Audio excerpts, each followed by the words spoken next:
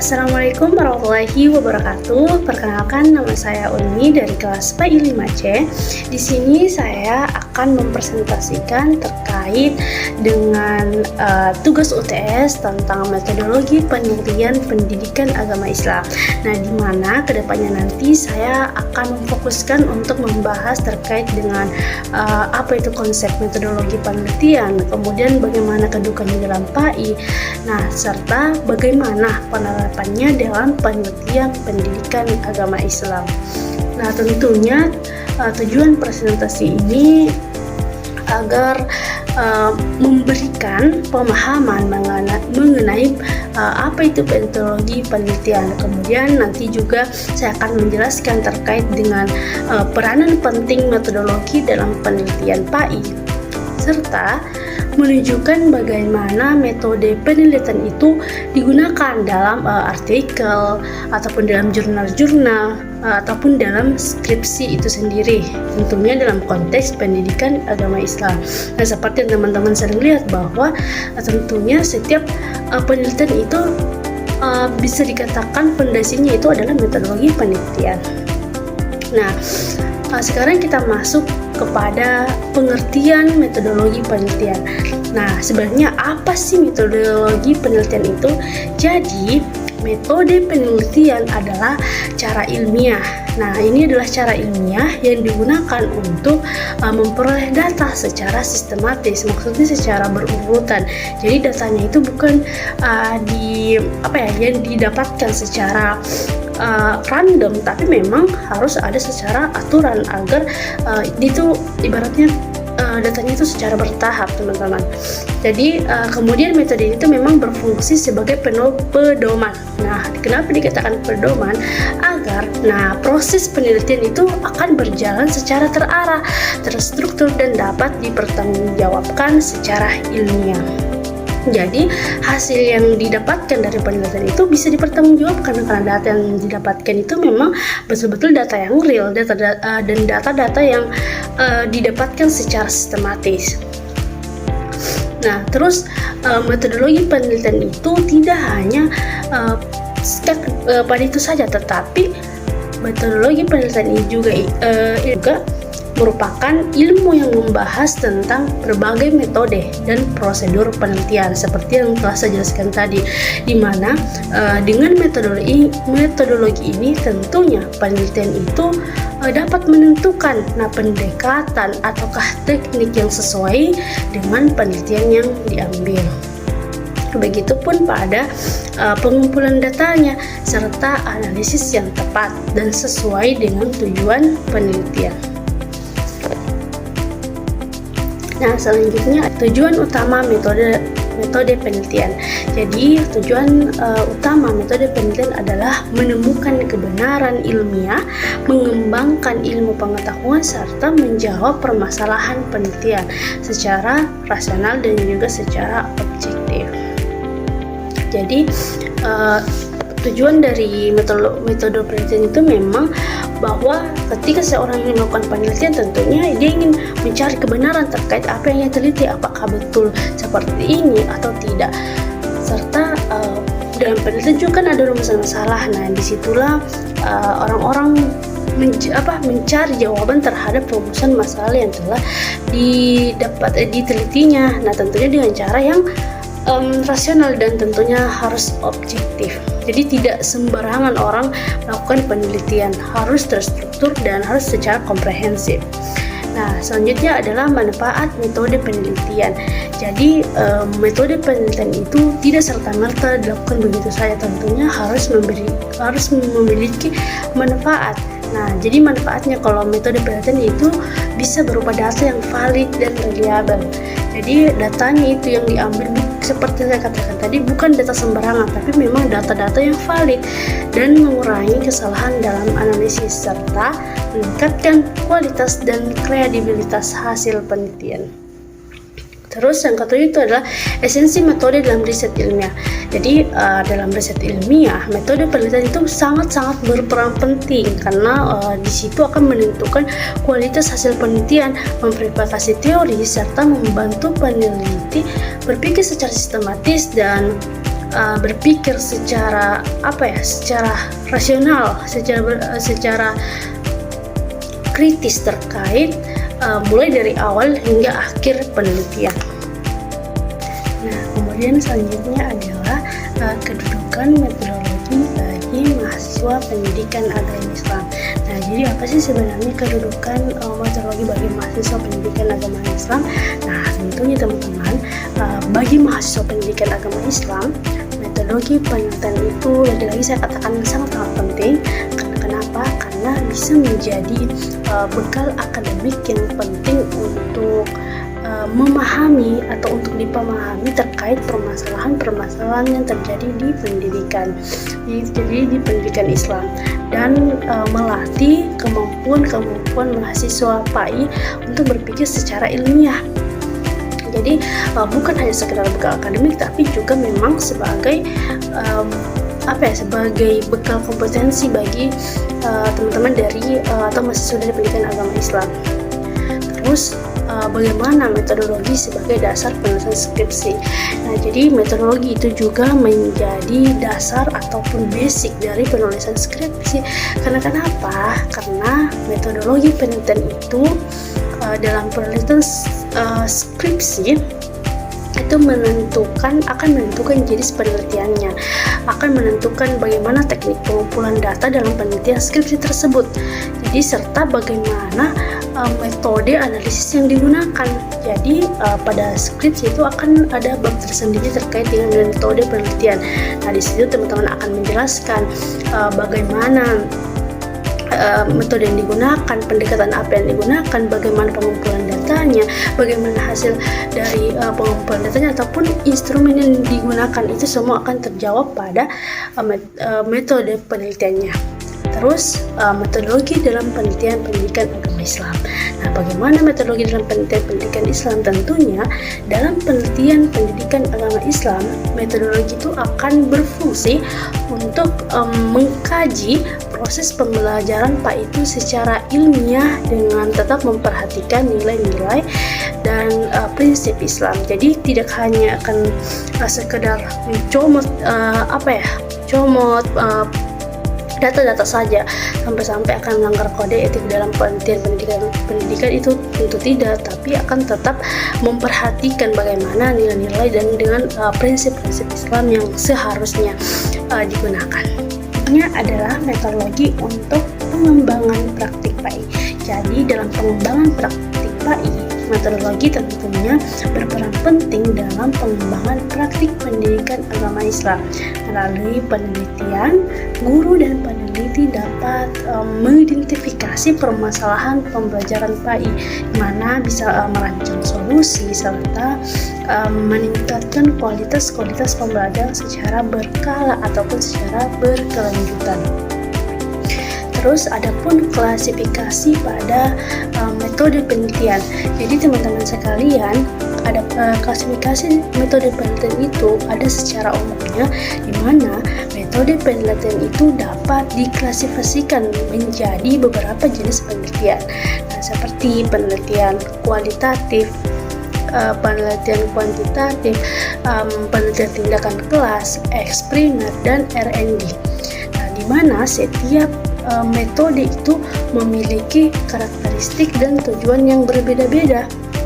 Nah, kenapa? Karena tujuan dan karakteristik yang berbeda-beda ini tentunya menyesuaikan dengan fokus dan penelitian apa yang dituju.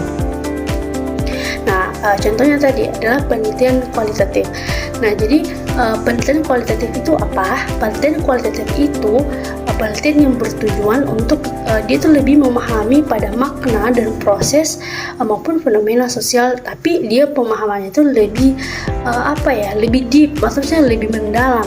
Nah, jadi kalau misalnya dalam konteks PAI, tentunya metode ini digunakan untuk mengkaji misalnya nilai ataukah sikap ataukah perilaku keagamaan yang tidak dapat diukur hanya dengan angka. Jadi memang betul-betul dia itu kayak betul-betul mendalam pembahasannya. Nah, selanjutnya adalah etnografi. Nah, mungkin teman-teman sering mendengar apa itu etnografi, tapi secara singkat di sini bahwa etnografi itu merupakan jenis penelitian kualitatif, tapi dia ini berfokus pada kajian budaya dan kebiasaan suatu kelompok. Nah, metode ini akan digunakan untuk memahami praktik kalau dalam konteks pendidikan agama Islam ya teman-teman, dia akan dipakai untuk memahami praktik keagamaan dan tradisi Islam dalam kehidupan sehari-hari, tapi dia akan lebih secara mendalam. Contohnya itu apa ya, etnografi itu semisal teman-teman ingin menilai terkait dengan tradisi-tradisi seperti maulid. Nah, itu budaya-budaya yang bisa diteliti dengan cara etnografi. Selanjutnya adalah fenomenologi. Nah, kalau fenomenologi itu dia itu tujuannya itu memahami pengalaman secara subjektif. Jadi kayak lebih individu terhadap suatu peristiwa. Contohnya dalam penelitian Pak itu, di mana fenomenologi itu digunakan untuk menggali makna, pengalaman maupun religius peserta didik ataupun guru. Terus kalau misalnya studi kasus, nah kalau studi kasus itu teman-teman dia itu memang digunakan untuk mengkaji satu kasus di mana kasus tertentu secara mendalam dan kontekstual. Nah, metode ini tentunya cocok untuk peneliti permasalahan PAI di satu sekolah atau lembaga pendidikan secara spesifik. Contohnya itu kalau penelitiannya dia studi kasus, kayak misalnya di sekolah-sekolah ada hal yang terjadi, ya itu bisa dimasukkan di studi kasus. Terus penelitian kuantitatif. Nah, kalau penelitian kuantitatif itu dia itu penelitiannya memang menggunakan data yang berupa angka dan analisis statistik.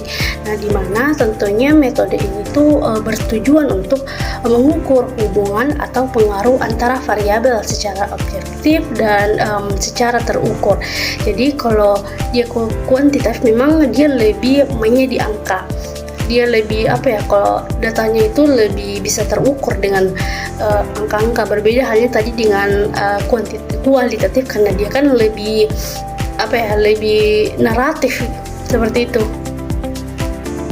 Selanjutnya adalah penelitian tindakan kelas. Nah, kalau penelitian tindakan kelas itu dia itu memang bertujuan untuk memperbaiki proses pembelajaran secara langsung. Jadi teman-teman, metode itu memang dilakukan melalui siklus yang sistematis, di mana ada perencanaan, ada tindakan, ada observasi, dan juga ada reflektif. Jadi dia akan sehingga dia akan bersifat solutif dan aplikatif bagi guru PAI kalau memang konteksnya dalam pendidikan agama Islam. Terus yang selanjutnya adalah penelitian eksperimen. Nah, ini juga termasuk salah satu penelitian yang menarik, karena kenapa? Kalau penelitian eksperimen itu memang digunakan untuk mengetahui pengaruh suatu perlakuan terhadap variabel tertentu. Jadi kalau misalnya dia dalam PAI, tentunya metode ini sering digunakan untuk menguji efektivitas model ataupun strategi pembelajaran. Terus yang terakhir itu adalah research and development. Jadi kalau penelitian research and development itu memang itu lebih ke pengembangan dan menguji produk pendidikan. Kalau misalnya dalam konteks PAI, di mana itu produk yang dikembangkan dapat berupa modul ataupun media atau model pembelajaran yang inovatif. Kita bahas terkait dengan pendekatan penelitian dalam pendidikan agama Islam.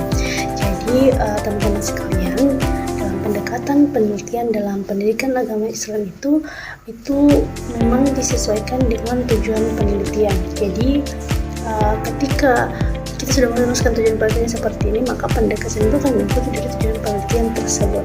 Nah, contohnya kita ambil contoh adalah pendekatan kualitatif. Nah, jadi semisal kita mengambil pendekatan kualitatif, di mana pendekatan kualitatif itu digunakan untuk memahami suatu proses dan makna. Nah, sedangkan untuk pendekatan kuantitatif sendiri itu digunakan untuk mengukur hasil dan pengaruh pembelajaran dalam konteks pendidikan agama Islam.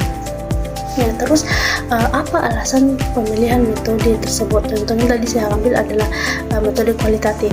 Nah, alasannya itu adalah metode kualitatif itu dipilih karena dia itu lebih mampu menggali proses internalisasi nilai-nilai Islam secara mendalam. Namun ingat, tujuan itu kan contohnya kita ingin tahu bagaimana nilai keimanannya, akhlaknya, ataupun sikap religiusnya. Tentunya penelitian kualitatif itu sangat relevan untuk digunakan. Jadi misalnya kita menilai terkait akhlaknya atau religiusnya, nah, tidak mungkin kita dapat mengukurnya dengan angka, tetapi kita perlu pemahaman yang lebih mendalam melalui pengalaman maupun maknanya. Nah, adapun teknik pengumpulan data kualitatif. Jadi kalau dalam kualitatif itu dia melakukan teknik pengumpulan datanya dalam penelitian itu meliputi observasi. Jadi observasi itu adalah mendatangi tempat tersebut untuk melihat secara langsung bagaimana keadaan dari tempat tersebut, apa-apa saja yang terjadi. Itu sangat penting dalam penelitian kualitatif. Terus juga ada yang namanya wawancara. Nah, karena penelitian kualitatif itu dia lebih deep, lebih mendalam dalam hal narasi, tentunya wawancara itu sangat penting, teman-teman. Jadi seorang peneliti itu harus bisa menyiapkan pedoman wawancara pada saat turun mengambil data. Terus juga ada yang namanya dokumentasi. Nah, ini sangat-sangat penting karena kenapa? Dokumentasi itu juga merupakan bukti nyata dalam proses pengambilan data. Terus teknik ini tuh atau kualitatif itu memang memungkinkan peneliti memperoleh data yang lebih komprehensif, juga lebih kontekstual. Terus ada juga teknik analisis data kualitatif. Jadi analisis data kualitatif itu dilakukan melalui reduksi data, terus melakukan penyajian data dan penarikan kesimpulan. Nah, proses itu dilakukan secara terus-menerus sehingga diperoleh pemahaman yang mendalam. Terus ada validitas dari keabsahan data. Jadi keabsahan data itu sangat diperlukan karena dalam penelitian kualitatif itu sangat dijaga melalui triangulasi atau optimasi sumber, teknik, dan waktunya. Jadi langkah ini memang bertujuan memastikan data yang diperoleh itu bahwa benar-benar ini datanya itu dapat dipercaya, tidak asal pengambil data. Terus kalau misalnya dia kan tadi ada alasan memilih metode penelitian. Jadi kalau misalnya pemilihan metode penelitian itu bertujuan untuk meningkatkan kualitas pembelajaran PAI melalui metode yang tepat, penelitian ini dapat memberikan solusi yang relevan dengan kebutuhan peserta didik dan guru. Terus ada metode penelitian yang bersifat solutif. Jadi metode penelitian dalam PAI harus bersifat solutif dan aplikatif. Kenapa? Hasil penelitian ini diharapkan dapat diterapkan secara langsung untuk memperbaiki proses pembelajaran di kelas. Nah, terus kita masuk pada analisis artikel jurnal PAI. Jadi artikel jurnal PAI dianalisis untuk melihat kesesuaian metode penelitian dengan tujuan penelitian. Analisis ini menunjukkan bahwa metode penelitian yang tepat menghasilkan temuan yang relevan dan aplikatif. Terus nanti juga ada analisis skripsi PAI, di mana skripsi PAI ini dianalisis untuk memahami penerapan metodologi penelitian secara komprehensif melalui analisis skripsi, dan dapat dilihat bagaimana metode penelitian digunakan untuk mengkaji permasalahan pendidikan Islam. Jadi secara umumnya itu berdasarkan analisis artikel dan skripsi dapat disimpulkan bahwa metode penelitian sangat berpengaruh terhadap kualitas hasil penelitian PAI. Metode yang tepat menghasilkan temuan yang valid dan bermanfaat bagi dunia pendidikan. Nah, itulah penjelasan singkat terkait dengan teori-teori pada artikel ataupun jurnal PAI maupun skripsi PAI. Nah, sekarang hal yang paling inti, kita masuk pada analisis artikel PAI ataupun jurnal.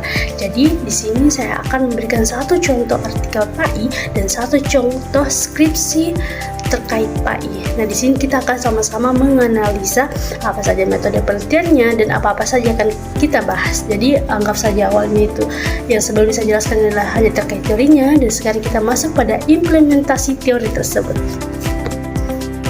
Nah, sekarang kita masuk pada analisis artikel yang pertama.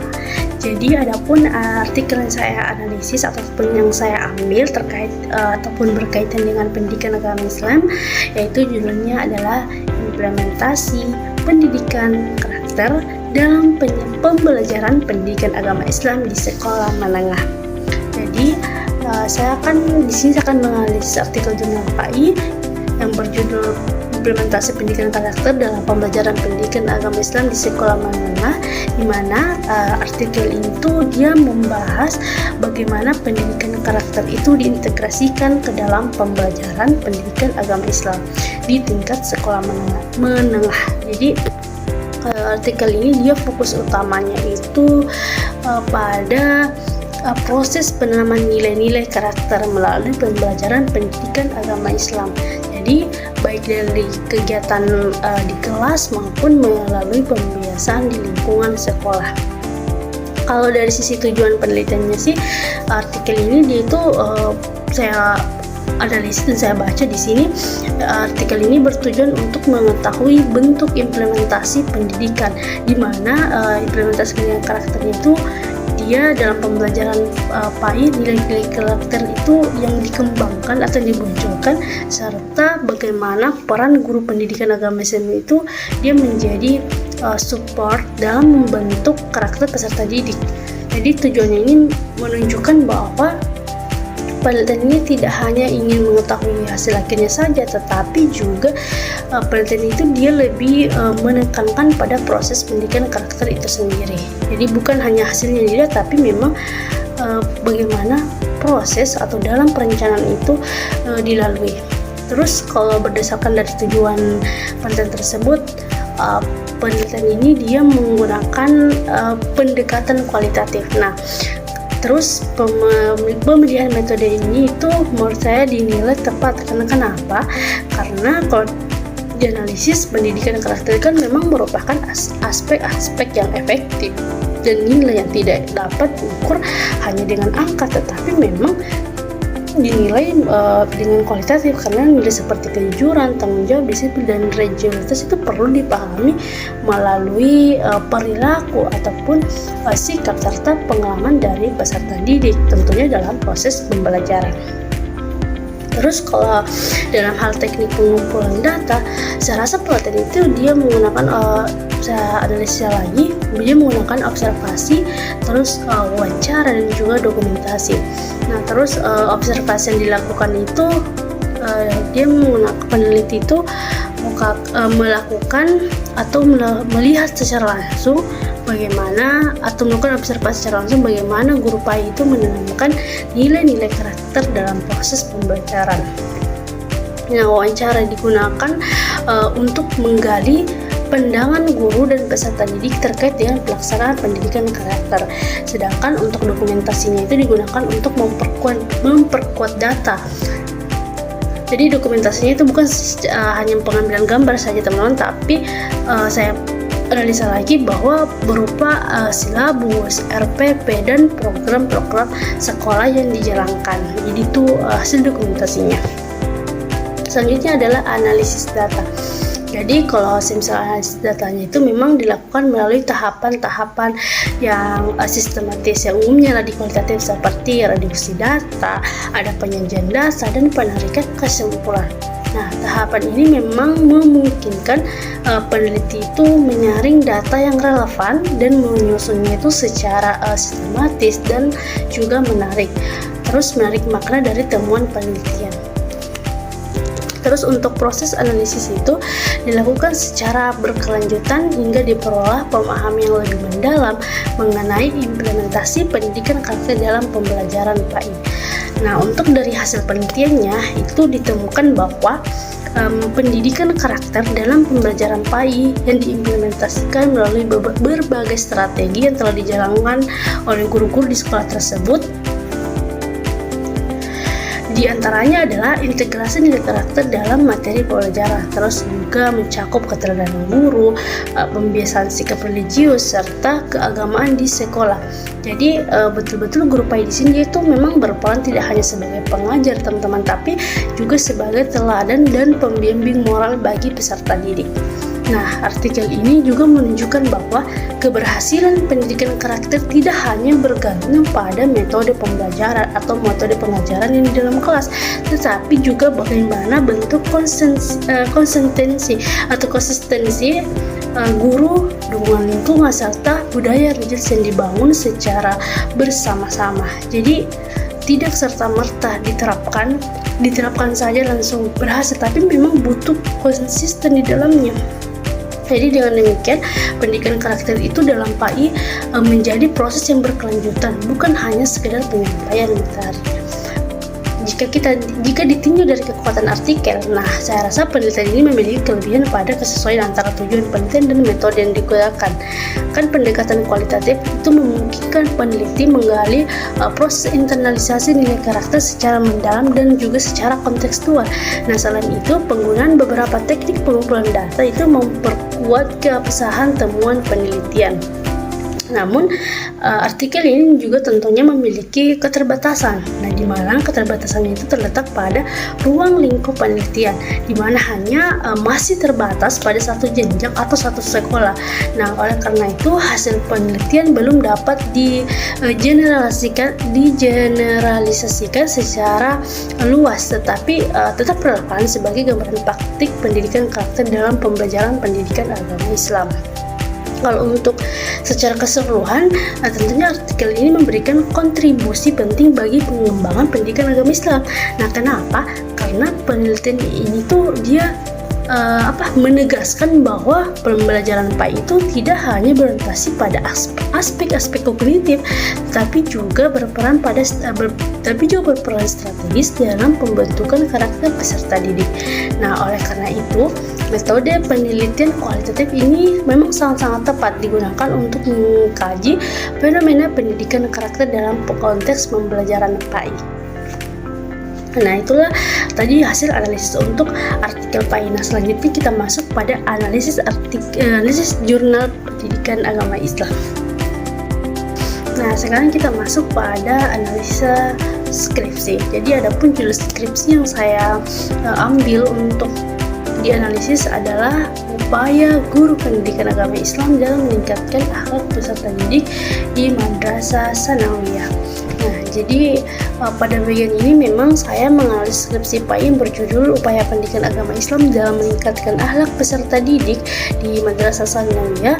Penelitian ini memang kalau sekilas terdengar sama dengan jurnal yang sebelumnya saya jelaskan, tetapi kalau kita lihat lebih dalam lagi, itu fokusnya akan berbeda. Kenapa? Karena bukan pada program atau implementasi kurikulum yang dilihat, tetapi melainkan pada peran dan upaya nyata yang guru PAI yang dilakukan secara langsung. Jadi adapun tujuan penelitian ini adalah untuk menggambarkan secara mendalam bagaimana guru PAI itu berupaya membina akhlak peserta didik, terus strategi yang digunakan guru, serta bagaimana hambatan-hambatan yang dihadapi dalam praktik sehari-hari di madrasah. Terus penelitian ini memang menggunakan pendekatan kualitatif deskriptif. Nah, karena akhlaknya ingin kita lihat, akhlaknya ingin dinilai, maka tentunya peserta didik itu tidak dapat diukur dengan angka, tetapi melainkan perlu pemahaman atau perlu dipahami melalui perilaku, kebiasaan ataupun interaksi sosial yang terjadi di lingkungan madrasah. Adapun teknik pengumpulan datanya. Jadi teknik pengumpulan datanya itu difokuskan pada wawancara yang mendalam dengan guru-guru pendidikan agama Islam. Terus observasi itu perilaku peserta didik serta dokumentasi kegiatan keagamaan madrasah, dan data yang diperoleh itu menggambarkan praktik nyata pembinaan akhlak yang dilakukan guru baik di kelas maupun di luar kelas. Untuk hasil penelitian itu menunjukkan bahwa upaya guru PAI dalam meningkatkan akhlak peserta didik itu dilakukan melalui pendekatan personal. Pendekatan personal itu seperti bagaimana guru melakukan pendekatan dengan cara memberikan pembinaan secara pembinaan atau teladan secara personal dengan penanaman nilai kejujuran. Intinya bahasa sederhananya itu bagaimana guru itu menjadi role model bagi peserta didiknya. Jadi guru itu bukan hanya berperan sebagai pengajar, tetapi juga sebagai pembimbing ataupun motivator dalam membentuk perilaku religius peserta didik. Selain itu, penelitian ini menyoroti bahwa tantangan yang dihadapi guru seperti pengaruh lingkungan luar madrasah, bagaimana latar belakang keluarga peserta didik yang beragam, serta keterbatasan waktu pembelajaran. Nah, hal ini tentunya menunjukkan bahwa pembinaan akhlak itu memang tidak hanya bergantung pada metode pembelajaran, tetapi juga pada kerjasama antara guru, antara wali madrasah, ataupun antara orang tua dari peserta didik tersebut. Adapun kelebihan dari skripsi ini terletak pada kedalaman analisisnya terhadap peran guru PAI. Jadi karena penelitian ini dilakukan langsung di satu madrasah dengan pengamatan yang lebih intensif, tentunya hal ini membuat hasil penelitian itu akan bersifat lebih kontekstual dan lebih realistis. Nah, berbeda dengan jurnal yang bersifat umum, skripsi ini dia akan memberikan gambaran secara rinci tentang praktik pembinaan akhlak guru PAI di tingkat madrasah sanawiyah. Nah, oleh karena itu penelitian ini sangat relevan sebagai rujukan praktis bagi guru PAI dalam meningkatkan akhlak peserta didik. Kalau secara keseluruhan, tentunya skripsi ini dia lebih menegaskan bahwa keberhasilan pembinaan akhlak sangat bergantung pada konsistensi dan keteladanan guru PAI serta dukungan-dukungan di lingkungan, madrasah ataupun secara menyeluruh. Nah, kalau ketika mendengar penjelasan saya, pasti muncul sebuah pertanyaan bahwa kok jurnal dan skripsinya sepertinya pembahasannya sama. Nah, apakah betul memang sama? Tentu jawabannya tidak ya teman-teman. Karena kenapa? Perbedaan utama seperti yang saya yang jelaskan tadi, bahwa perbedaan utama jurnal dan skripsi ini dia itu terletak pada fokus kajiannya. Jadi saya jelaskan kembali bahwa jurnal itu dia menyoroti bagaimana implementasi pendidikan karakternya secara umum. Nah, sedangkan kalau untuk skripsinya sendiri dia itu lebih menekankan upaya konkret guru PAI di satu madrasah. Jadi itulah tadi terkait dengan penjelasan analisa skripsi dan juga analisa jurnal. Nah, sebagai kesimpulan, jadi kesimpulan itu ada 3 poin. Yang pertama, metodologi penelitian merupakan fondasi utama dalam pelatihan pendidikan agama Islam. Jadi, pemilihan metode yang tepat itu menentukan kualitas, keabsahan, relevansi, dan hasil penelitian, sehingga penelitian PAI dapat dipertanggungjawabkan secara ilmiah. Yang kedua, setiap metode penelitian memiliki karakteristik dan fungsi yang berbeda-beda. Metode kualitatif, kuantitatif, PTK, eksperimen, dan R&D dipilih sesuai dengan tujuan, jenis data, dan permasalahan penelitian dalam konteks pendidikan agama Islam. Yang ketiga, metode penelitian PAI harus bersifat kontekstual dan aplikatif. Penerapan metode yang tepat tidak hanya menghasilkan pengetahuan secara teoritis, tetapi juga memberikan solusi nyata untuk meningkatkan kualitas pembelajaran dan pengembangan nilai-nilai Islam. Nah, itulah tadi presentasi saya terkait dengan metodologi penelitian pendidikan agama Islam, bagaimana kedudukannya, kemudian bagaimana apa saja jenis-jenis, dan terus sampai pada titik ini adalah kesimpulannya. Saya harap apa yang saya sampaikan itu bisa bermanfaat bagi kita semua, terutama bagi saya sendiri. Maaf jika dalam proses presentasi saya itu masih banyak kekurangan ataupun kesalahan. Semoga saya bisa jadikan pelajaran untuk menjadi lebih baik ke depannya. Terima kasih. Wassalamualaikum warahmatullahi wabarakatuh.